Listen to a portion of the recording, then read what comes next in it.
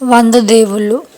ఈ movie run time వచ్చేసి 2 hours 11 minutes. Vijay Anthony అనగానే గుర్తుకొచ్చేది మనకైతే బిచ్చగాడు మూవీ.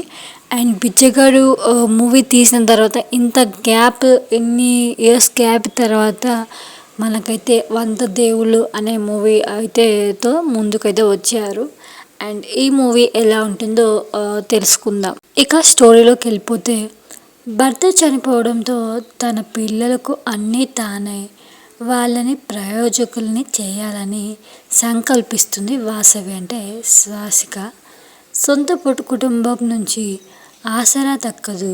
మరొక వైపు మగదిక్కు లేని ఆడదనే అలుస్తూ సమాజంలో నలుగురు 4 రకాలుగా మాట్లాడుకుంటారు. వాటన్నిటినీ పంటి బిగున భరిస్తూ తన శక్తినంతా ధారపోసి పిల్లల్ని చదివిస్తుంది. ఎలుక వచ్చిందని లైట్ వేస్తే ఆ వేళ ఇంట్లో లైట్ ఎందుకు వెలిగిందన్న ఊళ్ళో జనాలు అనుమానమైతే చూపులైతే చూసి సూటిపోటు మాటలతో భరించలేక మళ్ళీ పెళ్ళి చేసుకోవడమే దానికి విరుగుడేమో అని తనైతే అనుకుంటుంది. వాసవి ఆ విషయం తెలియక పెళ్ళి కొడుకు వచ్చిన ఇద్దరు కొడుకులు అమ్మ నిర్ణయాన్ని అభిప్రాయించారా లేక ఏమన్నారు? అండ్ ఈ విషయం తెలిసాక బంధువులు, ఊరి జనాలు ఇంకెంత తీవ్రంగా స్పందించారు?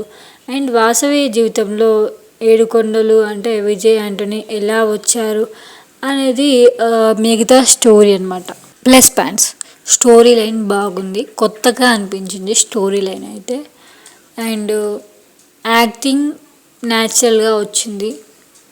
హీరోయిన్ యాక్టింగ్ కానీ హీరో యాక్టింగ్ కానీ బాగుంది. అండ్ కొన్ని సీన్స్ బాగున్నాయి. అండ్ మైనస్ పాయింట్స్: స్టోరీ స్లోగా సాగుతుంది. ఫస్ట్ హాఫ్లో చిరాకు వస్తుంది, ఇట్లా మొత్తం ల్యాగ్ ఫీలింగ్ అయితే కలుగుతుంది అనమాట.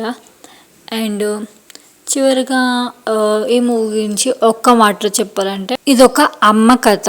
ఫైనల్గా ఈ మూవీకి నేను ఇచ్చే రేటింగ్ 3.2 out of 5.